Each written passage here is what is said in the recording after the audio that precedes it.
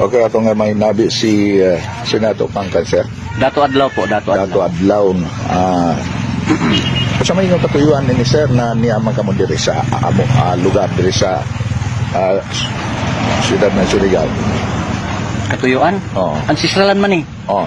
Oo. Kaming tribo ang rightful owner sa Ancestralan.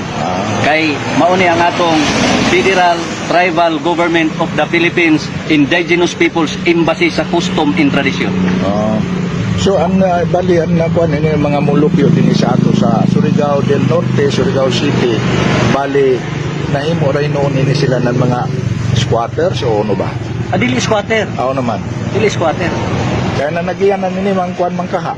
Bali ini ancestral Ancestralan. Oh. Para ma-address ang atong kaangayan, kalinaw, ug kaluwasan sa Ancestralan.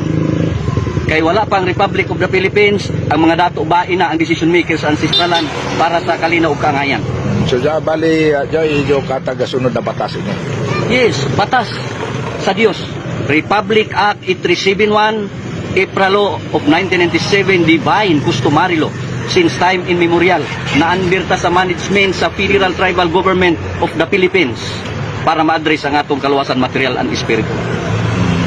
So Gobyerno sa tribo. So gaya na sir, natugang at mga tao, labi nato na mga negosyante, sana na daw may nahitabo dito sa kuan mo tag-hold mo dito sa checkpoint.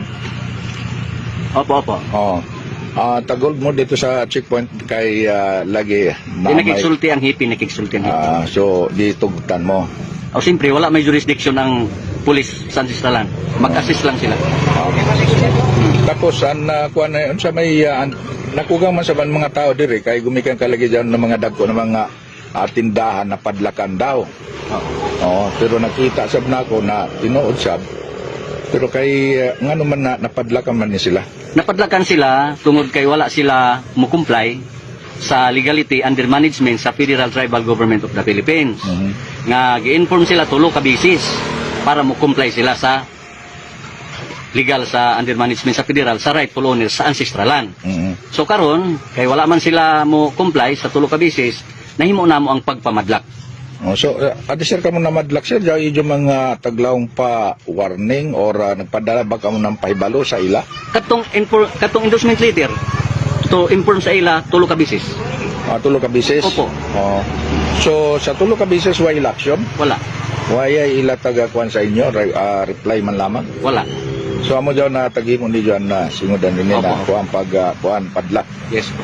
So hamok pa ba ng mga establishmento diri sa Surigao na ano ni yung plano na idyo padlakan? Mamahimong dagan-dagan pagyod kung dili sila mo comply sa pre-prior and informed consent o LOC, Land Occupancy Certificate, under management sa Federal Tribal Government of the Philippines. Pero kung musunod sila sa pamalaod sa Dios, mo-comply sila sa legal under management sa federal, mamahimong wala na atong pagkapadlakan kay mi comply